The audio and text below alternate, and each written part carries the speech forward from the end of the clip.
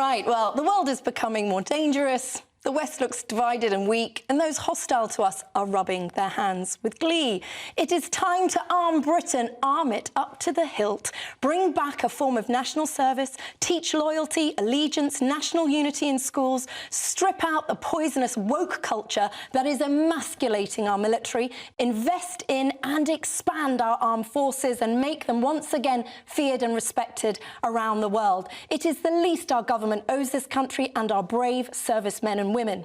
And yet our government is forever cutting, slashing, stripping our armed forces down while infecting it with woke nonsense. Is it any wonder they are facing a staffing crisis? UK aircraft carriers can't even be used at the moment because of staffing issues. Yes, recruitment to the Royal Navy and Royal Marines is down 22%. Couple this with Defence Secretary Grant Shapps voicing his concerns that the makeup of the military was not diverse enough and did not reflect wider society. Our leaders are making us look weak to our enemies. I don't want our armed forces to reflect wider society. I want it to reflect the best of the best, the who dares wins, Rambos, the peak of human physical fitness, bravery and quick thinking. The government needs to promote this, and instead of funneling billions out of the country to other causes, we must now invest and boost UK's defence in this ever-fractious world. Our country depends on it.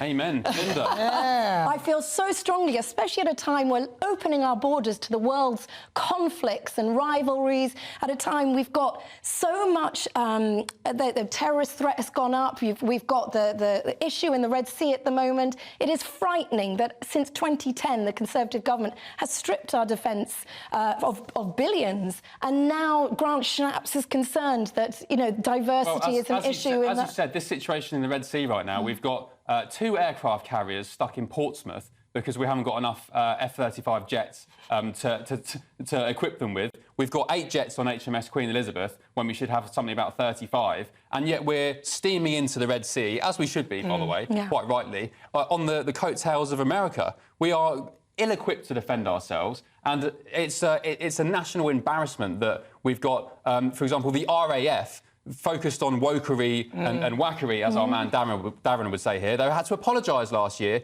for excluding white pilots from recruitment 160. schemes. The RAF discriminated against 160 white candidates, and in fact the woman in charge quit because she was so upset about the discrimination against white people in the RAF. What a disgusting thing to do to our ancestors' memories when our graveyards are packed full of white men who've served our country. If our armed services don't look like the country, then we have to ask ourselves why. It's probably because they're places where misogyny and sexism is rife, where racism is a problem. We know that's been an issue in things like the armed forces. I think that's a load of guff. I think you're catastrophising it. Come on. No, I don't. Look, the problem we have... Only a few months ago, a report from the Red Arrows, a part of the RAF, found that it had widespread sexism and misogyny that was putting female pilots off joining, and some of them were leaving because of that. They're right to tackle those problems because we have a recruitment problem in our armed forces. Not so many young people want to do it, so we should reach out to other groups that aren't white blokes that look like Ben Leo. Oh, no, listen, the problem we have with the armed forces is not just because of,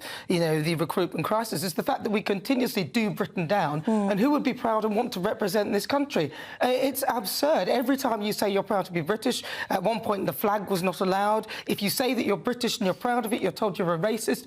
Why would anybody want to be part of the armed forces? And that's the misogyny and all the other stuff. It's in everything. The police force, it's in every so that's single... okay, No, then. but I'm saying that it's not particularly... That's not a unique characteristic of the armed forces. You're not going to live in a perfect PC woke world where there's no, you know, a small bunch of people. You might not care about bigotry because you're not affected by it. He didn't say he doesn't care about it. That's what you seem to call it. White working class kids in this country are some of the most underprivileged people going in the UK. Darren, isn't it a disservice to our brave servicemen and women that they are so ill-equipped in such an embarrassing fashion? It absolutely is. You know, I'm always, when we have these discussions, reminded of my grandfather's only trip abroad, and that was to serve in the Korean War. And I very much doubt that the armed forces back then was concerned that it didn't quite look like a dove sodding advert.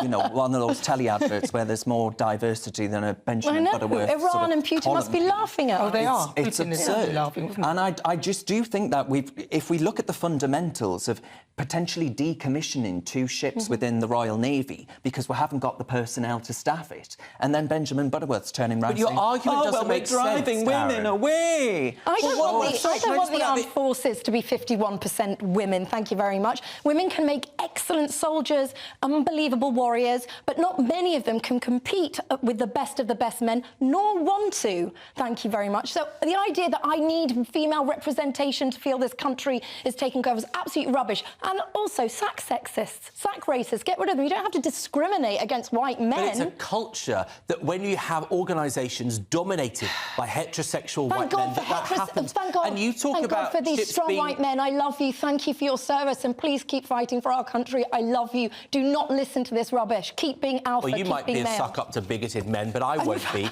Because the fact is, when you talk about... She's not called Queen Gamut for nothing. When you talk about decommissioned ships, the lack of people wanting to go into that line of work is because, you know, people don't want to come forward. If you make it more welcoming, if you encourage women, other minority groups to feel safe, to feel prosperous in that environment, then maybe those ships wouldn't be decommissioned. Your argument we're an embarrassment. is flawed. We're an embarrassment to the rest of the world. You can imagine Putin must be laughing at the fact that we couldn't even staff our own ships to come and fight a war or to get involved in conflict. This is not a good look for this country.